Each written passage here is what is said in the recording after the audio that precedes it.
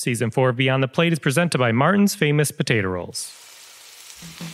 I'm going along and we're talking and I'm sauteing this fruit, and the fruit is super hot because it's in this boiling wine sugar syrup mixture. And I get that tap and it's like, all right, that means plate it. So I spoon it on, cut the bite, put it in her mouth, and then like these tears start rolling down her face. And I'm like, oh my, I just burnt Julia Childs. This was going so well.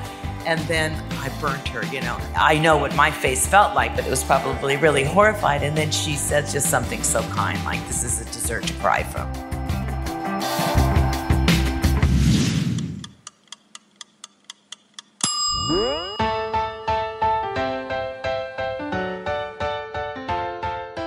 Welcome to Beyond the Plate, a podcast where we sit down with the world's culinary elite to explore their journey with food and their passion for giving back. I'm Cappy, and we're coming at you with a little bonus episode action.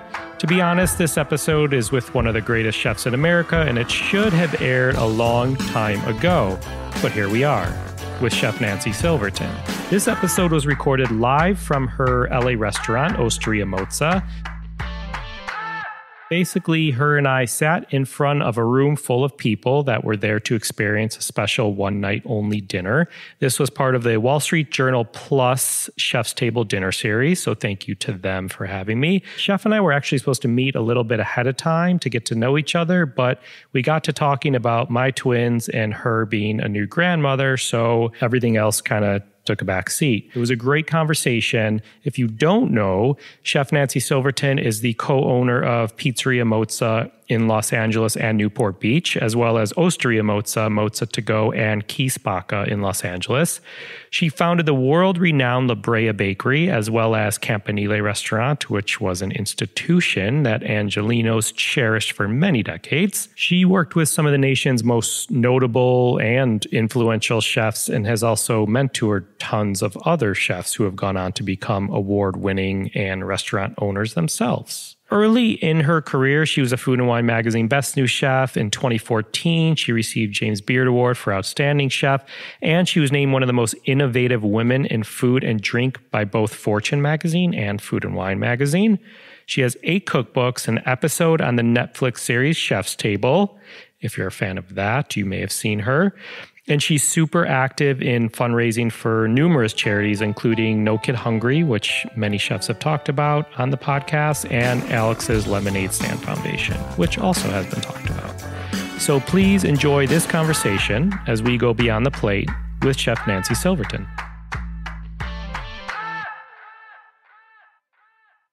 And without further ado, I want to welcome up here our 2 esteemed guests for the evening. Please welcome the host and executive producer of Beyond the Plate podcast, Andrew Kaplan, and the James Beard Award Foundation Award winner for Outstanding Chef and the co-owner of this incredible restaurant, Chef Nancy Silverton.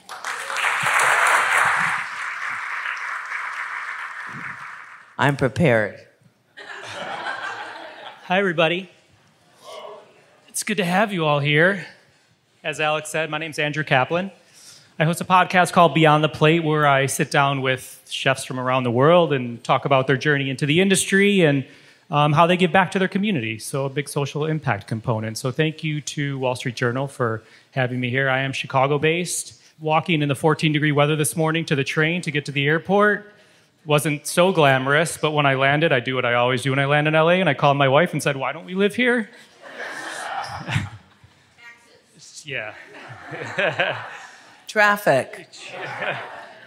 Thank you to Wall Street Journal and the Chef's Table dinner series. So to put things into perspective, there's more than 8,000 restaurants in Los Angeles and over 1 million in this country. And we're here tonight. I've had the fortunate opportunity to dine grilled cheese night at Campanile and La Brea Bakery, and right up there at the mozzarella bar here at Mozza. Burrata with melted leeks and a whole grain mustard gremolata. Does that sound right? Breadcrumbs. Breadcrumbs, that's right. That's right. But before we go any further, Nancy, can you please explain the antipasto that people are about to eat? So we're going to start with a persimmon salad. It's a feuille persimmon salad, a seasonal salad, and I think that that's one thing I'm very proud to boast about at all of my 3 restaurants on this corner is that we're a very seasonal restaurant, and we really embrace and celebrate what is best at our farmers market. And right now it's persimmon season. So it's a very simple salad based on impeccable ingredients. It's a salad that's built in layers. We start out with a fruit and nut bread, a very thinly sliced of this fruit and nut bread is on the bottom as the base. And then from that, we build it with layers of a chicory. And this one is a Castle Franco is the variety, which is a very pale leaf speckled chicory. And we layer in there some candied pecans and the persimmons and Parmigiano cheese. And it's dressed with a Dijon mustard and sherry wine vinaigrette. So I could take either side to this. It would have been nice to have it in front of them to see it, but now everyone's probably really excited to have it in front of them. And let me say now that I'm thinking about it, my favorite, I'm always inspired by the ingredients themselves. And I think it's really important to use them in their best form, show them off as in their best light. And this salad always reminds me of just a layer of petticoat. So that hopefully you'll see that that interpretation when you eat it, is that it's a beautiful edible petticoat. Excellent.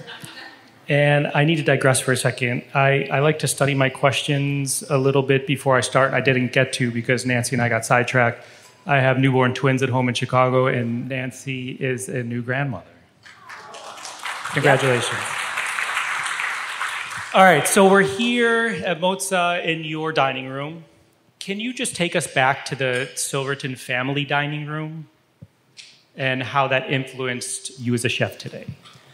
So I assume you mean growing up, right? Correct, yes. Because my Silverton dining room as an adult with children was very different than growing up. As an adult, I was in the restaurant business, and my kids ate with me at the restaurant, but we didn't have what was probably the highlight of my youth, which was dinner time. And I grew up in the 50s, and that was a very different time than kids that grow up today. We actually did something very unique, and it was called eating together at the table, eating a home-cooked meal prepared by one of the parents, and in my case, it was my mother. It wasn't so much that she was an extraordinary cook. She was a great cook, and she refrained from all of the sort of the convenience food that was so popular in those days. So she made everything from scratch. But every night we ate together at 6:30. My father came home from the office. My mother worked, but she worked at home. I had a sister, so it was only 4 of us, and we each had our places at the dinner table. And that was the time that I learned about politics. I learned about what it meant to win in court.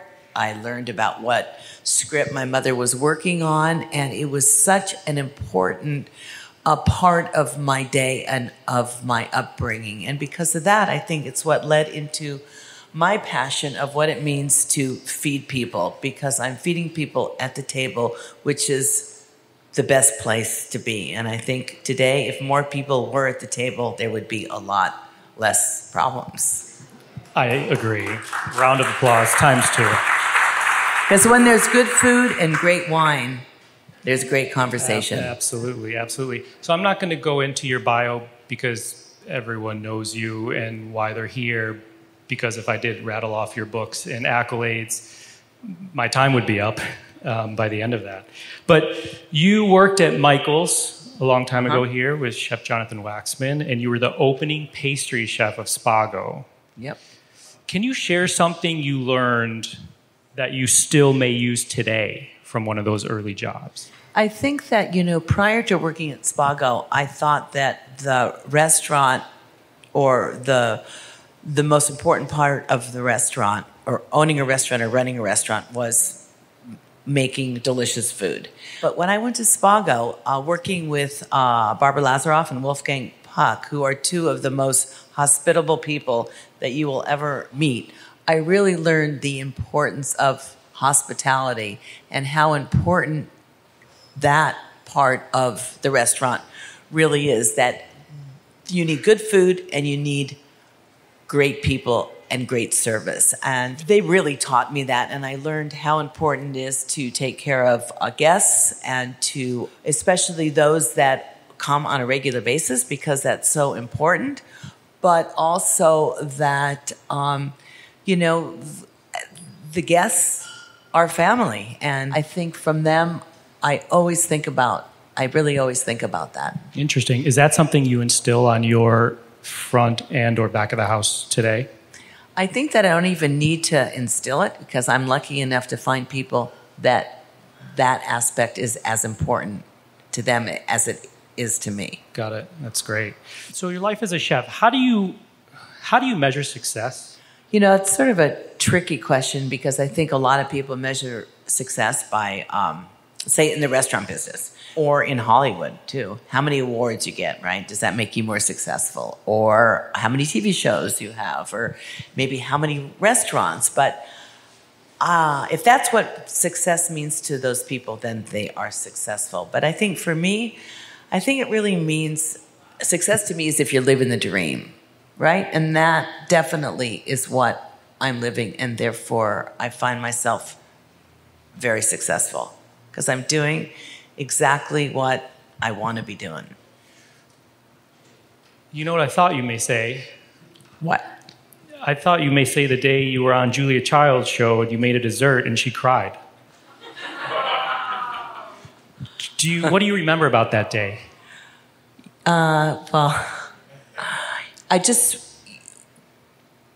It was sort of twofold. One is that was my second show that I was on with her. So prior to that, I was on it was called Master Chef. So it was the first time she was branching out and not doing either a show by herself or a show with Jacques Pepin.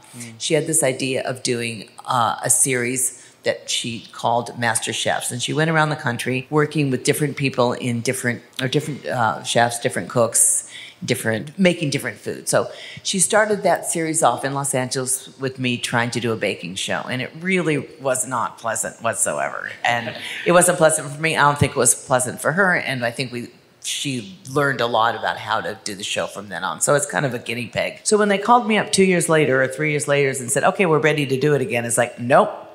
But she assured me that it was going to be different and we're going to do it in her kitchen and we would both be together rather than me being by myself. And so I gave it a try, And so in this episode, I was making a fruit tart, but it was a fruit tart that was made with a brioche bread sort of crust, and then it had some sautéed stone fruit on it, and it was poured over, and then it had a sauce. And anyway, it was one of my favorite desserts that I was making at Campanile at the time. So before starting the show, and she likes to try to run her shows in real time rather than shows that are edited.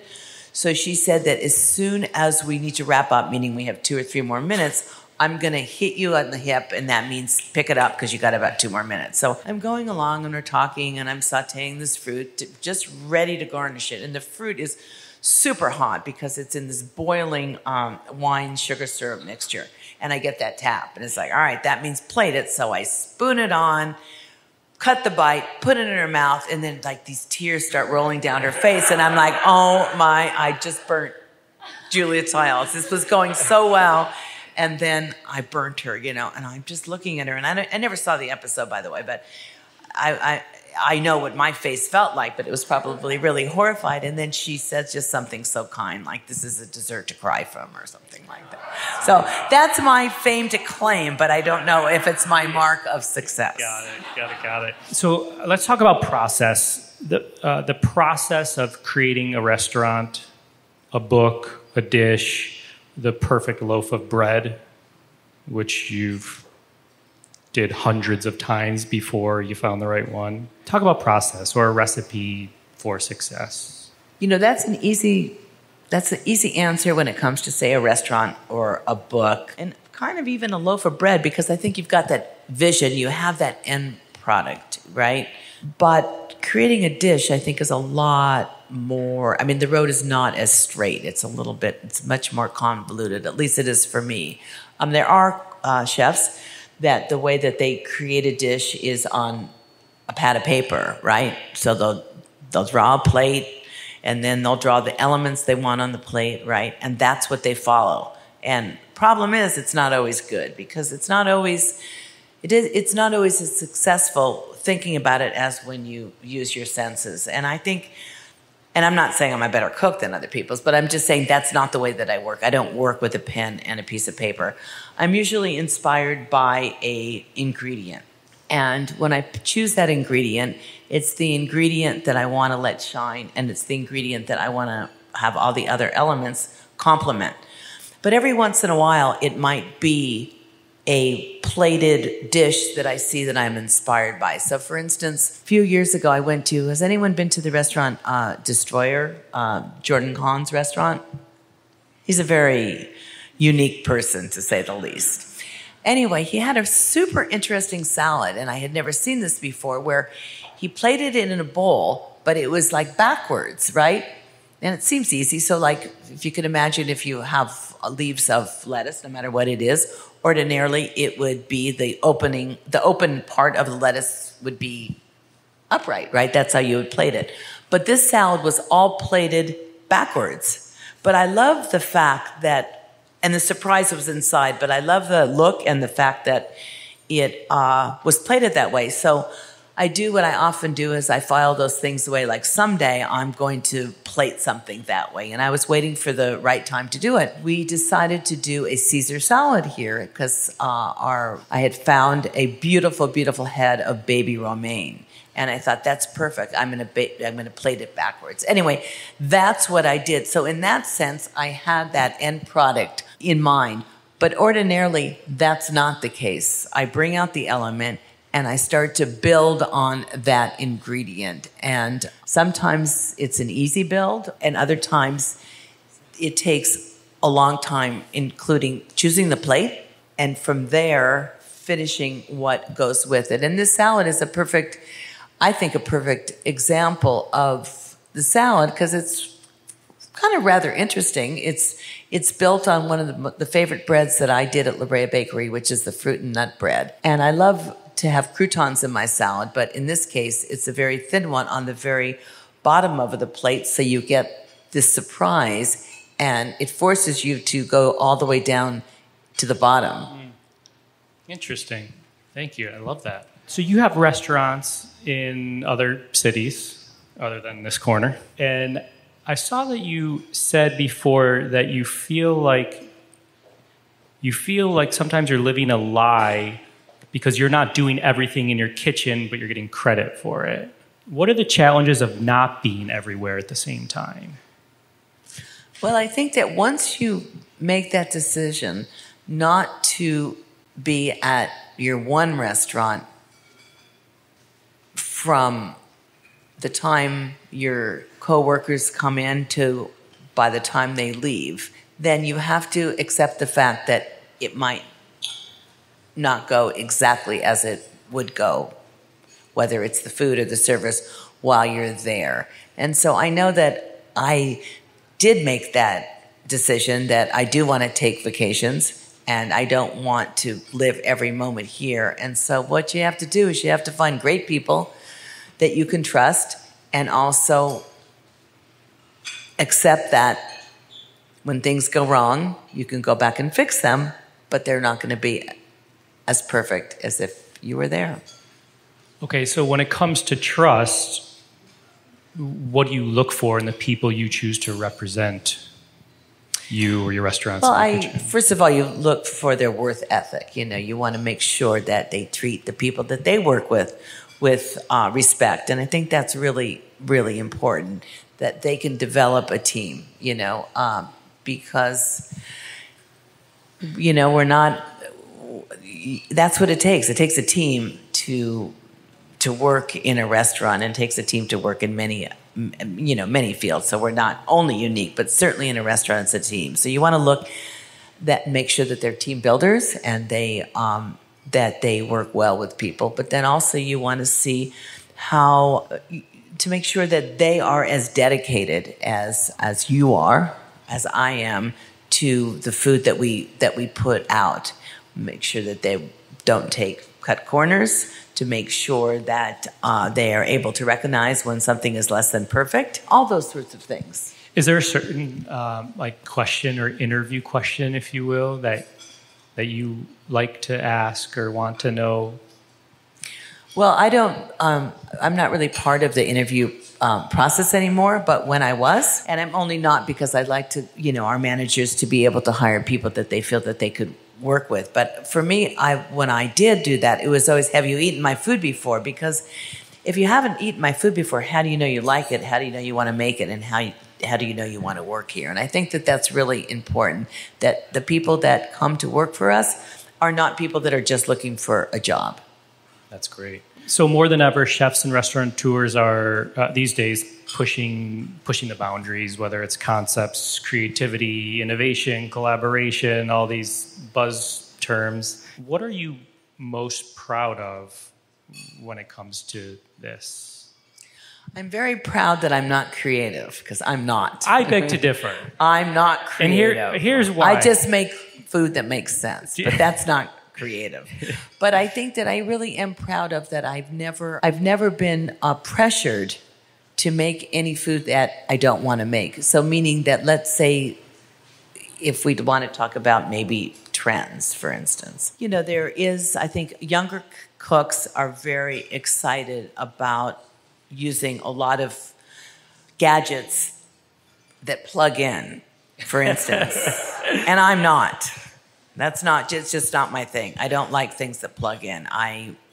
People all the time come in and say, can you give us a tour of your kitchen? It's like, yeah, come on in. You're going to see a couple of stoves, and you're going to see a fryer. We have a fryer, and we have tables, and that's about all we have in our kitchen. But I guess what I'm saying is that I'm true to making the food that I believe in, and the food that just resonates for me. So I haven't felt pressure to come up with processes that kind of manipulate the food in a different way. I can appreciate it.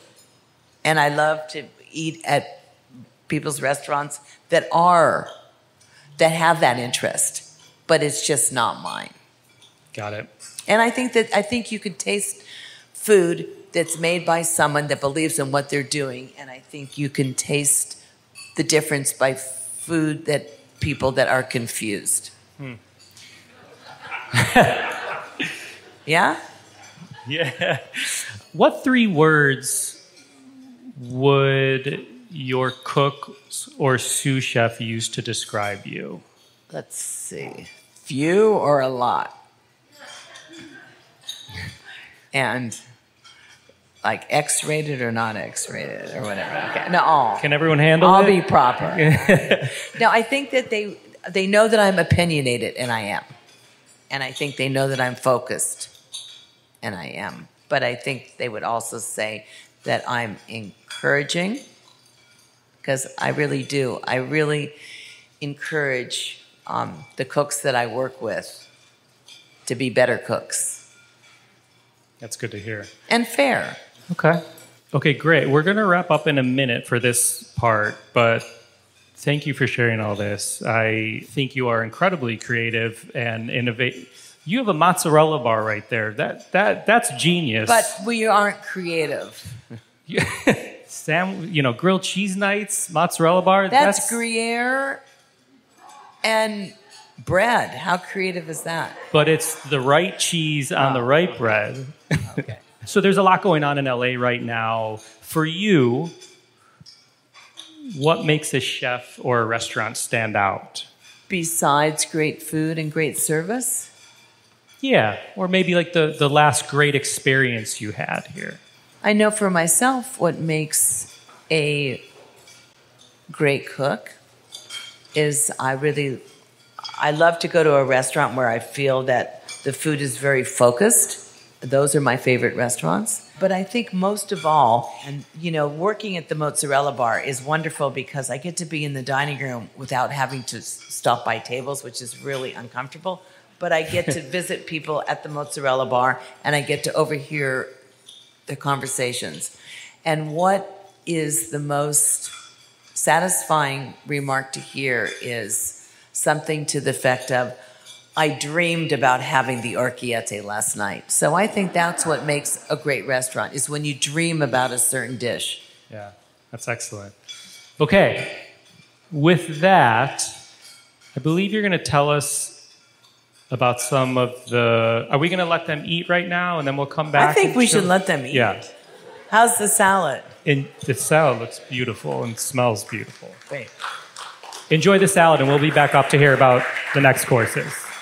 So you're eating a salad that's hopefully perfectly dressed, right? Looks like a petticoat. I've never eaten a petticoat. But it's just layers of flavor. And I love when I compose a salad, except for like when it's a chopped salad, something like that, when all the ingredients are the same size and they're tossed together. I really love to layer the salad in such a way that I'm sure that the way you're eating it is the way I intended it to taste.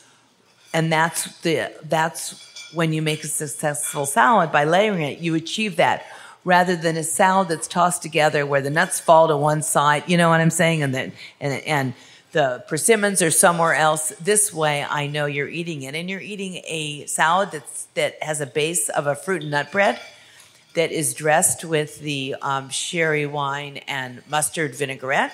And it has layers of the chicory and persimmons and candied pecan and a little bit of Parmesan shavings in there. So chicory is a whole family of bitter greens, so you can taste that it's somewhat bitter. This variety is called a Castle Franco. Enjoy. We'll be back up in a little bit.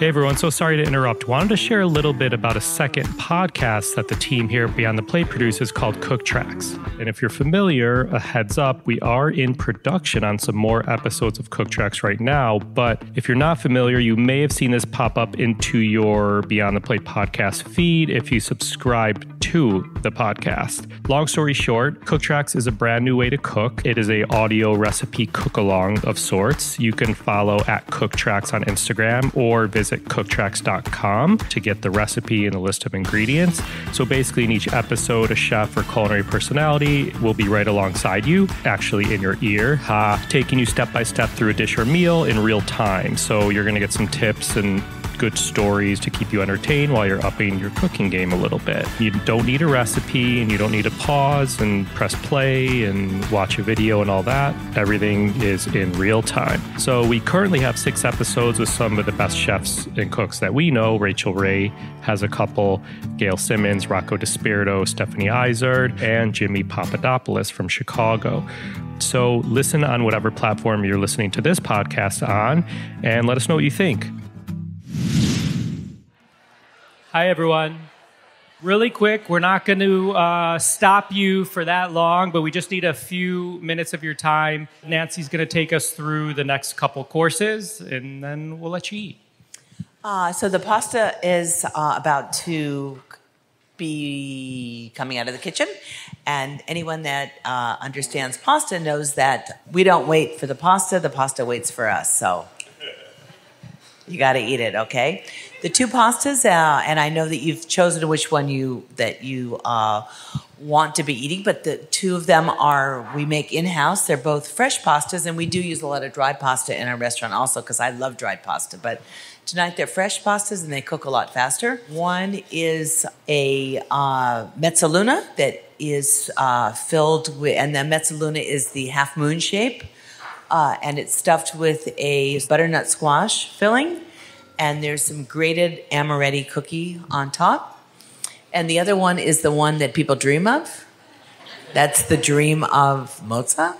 It's an orecchiette pasta. It's an ear-shaped pasta. That's the shape of it. A perfect cup to hold the sausage and Swiss chard filling. So those are the 2 pastas that are coming to the table. And then so that we don't have to come back and disturb you for the next course after the pasta, which is the secandi, you were given a choice of a meat and a fish. The fish is a cod. I think the cod is coming out of Baja, and it's served with chowder sauce. That is a cream-based sauce that has leeks and fennel and celery, white wine, garlic. And the tagliata, which is a sliced steak, is finished with extra virgin olive oil and balsamic vinegar. And it comes with a rucola salad with some Parmigiano cheese layered in there. And then we have a family-style vegetable for the table. There's one broccolini, which is sautéed with chilies and vinegar. And the other is parsnips with caraway seed. Sounds like a good meal to me. To me, too. Thank you. Enjoy the rest of your We'll meal, be back. everybody. So, as part, I mentioned I host a podcast called Beyond the Plate, and as part of that, a big portion is social impact and how chefs give back to their community. Chefs are some of the most giving people that I come across. They are more than the food you see on their plate. They get asked to do, they could probably do an event every night of the week where they're asked to donate their time and their food and just 500 tasting portions and things like that. And they have to balance that out. But they do it for great causes. Sometimes it's their own, sometimes it's to help a friend. Sometimes it's a employee that may have been affected by something. So I just want to touch on social impact with Nancy because she's done a lot of work supporting organizations, school garden work, I believe, here in LA, and Meals on Wheels, and Alex's Lemonade, an amazing event you all have out here, a Philadelphia-based organization, and probably many more. So I just want to ask how you choose where you give your time and or money when it comes to social impact and giving back. Well, you know, first of all, there's no charity that's not a good charity, as we all know. And so sometimes it's hard to turn down charities because they're all good. But it is true what you said. Being in the restaurant business, it's become a known fact that that's the easiest way to raise money for worthwhile causes. And so you got to pick and choose because you can't say yes to everything. So I've sort of narrowed the charities that I align myself with that have to do with childhood hunger, cancer research. I think those are two charities for myself that it's really hard to say no to. So I do a lot of work for an organization that's called Share Our Strength, and their sort of motto is No Kid Hungry. So I do a lot of work for them, and I do a lot of work for Alex's Lemonade, which raises money for childhood cancer research. And then more than that, but those are the two ones that I mainly am involved with. I happen to be on the Leadership Council of Share Our Strength, so thank you for your work. Absolutely. Is there a moment that you realized it was important to give back, or a moment that maybe still inspires you to this day? Well, I mean, I think the moment that I realized that the community of chefs and restaurateurs had that ability to raise money was back in 1982. Well, probably it was 1983. So Spago opened in 82. And in 1983, Wolfgang and Barbara decided to hold a fundraiser for Meals on Wheels to raise money to feed homebound elderly people. And he hosted that event in the parking lot of Spago. And he invited 6 chef friends from around the country.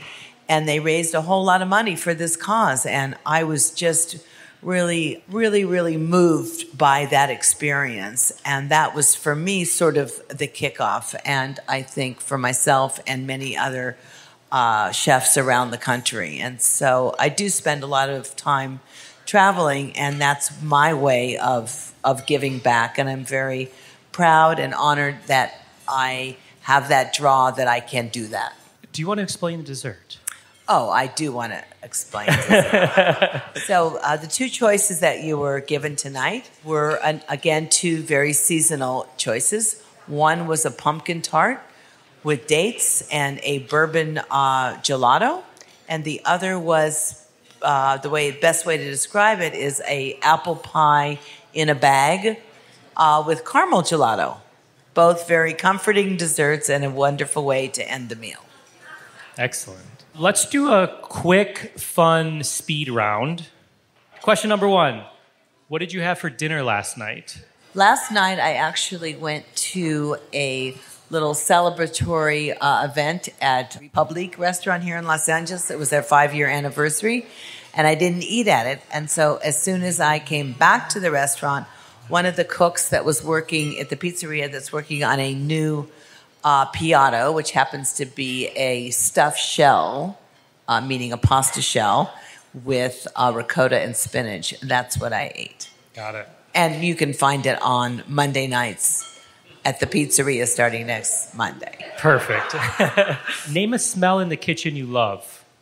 Oh, I love the smell in the pastry kitchen when they're browning butter. Nice. With vanilla bean. That's Yum. an infectious smell. Name a smell in the kitchen you hate. When it goes too far and it becomes burnt. Is that what is that? Noisette? Yeah. Yeah. What pisses Or black butter. Black butter, yeah. What pisses you off in the kitchen? You know, I really get angry at food that is wasted. And I think that myself and my partner, Joe Bastianich, spend more time going through the garbage to see what people are throwing away and why they throw it away. So I really hate waste. Interesting. What makes you happy in the kitchen? I think I'm the happiest when a cook comes to me with a dish that they're working on or they want to work on. And when it's presented to me, it's so much a Nancy dish that I can not only embrace it and help them with it, but I'm always just so impressed that they know me. Nice. So I hear you don't like when you entertain at your home a lot. Yes. And I hear you don't like when people bring food to your house when you entertain. No. That means, did you hear that? When I invite you over. So when you go to someone else's home, what do you bring? Red wine. No, but I just have to explain that a little. The reason why I don't like it is that I don't like potluck dinners because there's inevitably somebody that you invite over that insists on bringing the strawberry ambrosia that when you put it on the plate and it starts to melt and it interferes with the rest of the food, it ruins it. Fair. Fair? Fair. In closing off, a couple questions here. Knowing all that you know now, what advice would you give to your 25-year-old self? You know, I think that when I was 25 is when I was lucky enough to land a job at Michael's Restaurant in Santa Monica. And that's the year that it opened. I wasn't an opening employee, but maybe 4 or 5 months after it opened. And I applied to cook in Michael's kitchen, and I was interviewed by the manager who was looking for someone to help him work the computer, which was the ticket ordering mechanism for the kitchen. And so he was so excited to see someone coming in and look for a job. He told me there was no room in the kitchen. There was only room at this position, which had to do with ordering and computers, which, by the way, I'm terrible at. Anyway, I somehow had the wherewithal to know that take whatever's offered to you and get your foot in the door. And so I accepted that position, and I went back to the car where my best friend was waiting for me, and I said, I got a job, not in the kitchen, but I'm going to be doing sort of office type of work. And she said, don't take that job. They'll never move you out of it. And I didn't listen to her, and I'm really happy that I didn't, because I feel like that's where I am today, is that I had that sense of taking whatever's offered to you if that's the place you want to be. So it's not the advice that I'm saying I would give myself. It was just recognizing that I did the right thing back in 1979 when I was 25 years old. Got it. Okay. If the world was your ball of mozzarella, what headline would you hope to read about you in the Wall Street Journal? Oh, that's an easy one. The Wall Street Journal has decided to rent out Mozza every month. Excellent. Thank you, Nancy. I appreciate it. Thank you. We're going to open the floor up to the audience, and I don't think there's a microphone, but shout your question, and then I will repeat it. Wait, there is a microphone. Alex is going to walk around. First one right here. Favorite restaurateurs? Let's see. Anybody out there?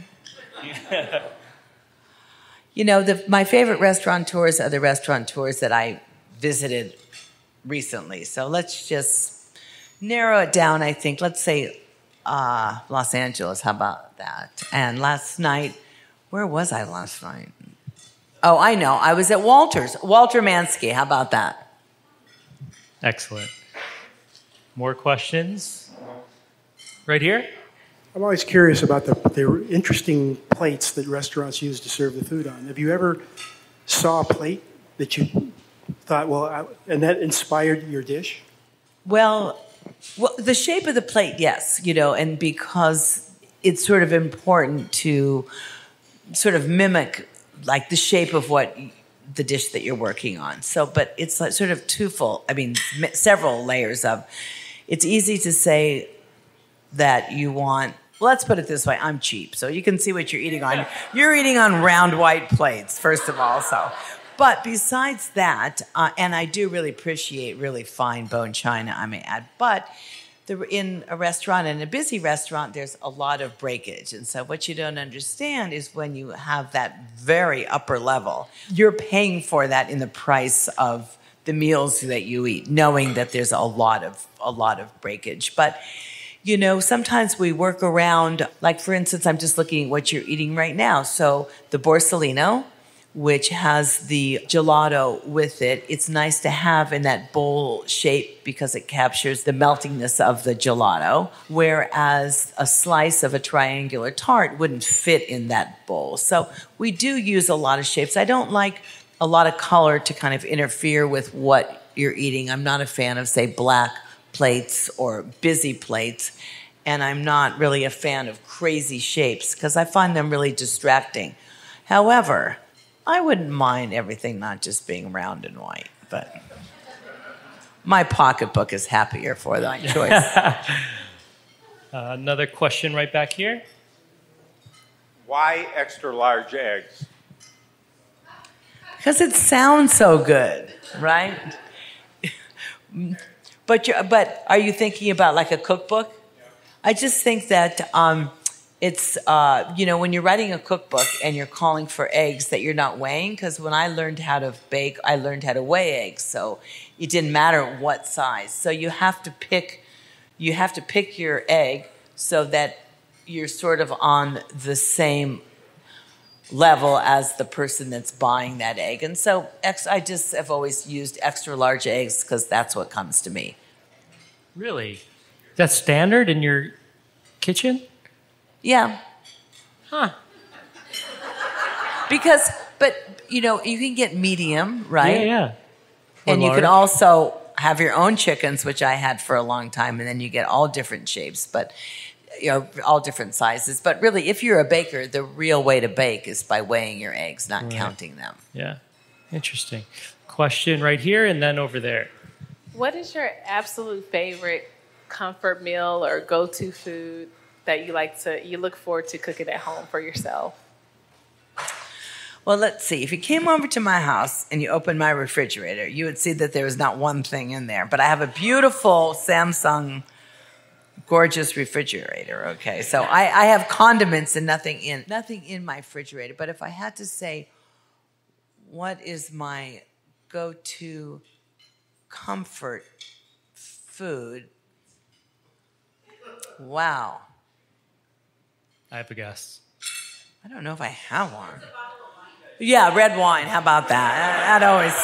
That's always my comfort food. But, comfort food is just sort of a nice umbrella for food that's just really simply prepared, Simply prepared and not too many ingredients. Did you love grilled cheeses, or did that happen to be a good canvas for your breads? I did, but the grilled cheese that I loved, or the grilled cheese of my day, was the one that was served at my junior high school cafeteria. The one that came in the square paper sleeve. Yeah. That was cut on the bias, square piece of white bread, very greasy. I love that one. Cut on the bias. That's triangles, not squares. Yeah. We got that? A square cut on the bias. Put in that square envelope. Got it. Question back here? I was wondering if you had any experiences as a woman coming up in the kitchen, if they affected who you are as a chef today, or if maybe the kitchen is not a place where you think about gender. You know, that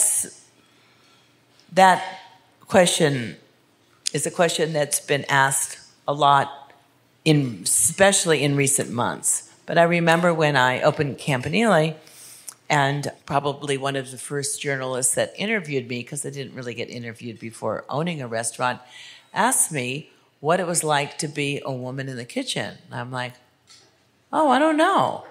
I never been a man in a kitchen, you know. And so, but besides that, I do have to say also that I was very lucky that I only worked for a few chef owners. They were all, I mean, besides Wolfgang, they were sort of self-taught cooks, college educated, where gender really wasn't an issue.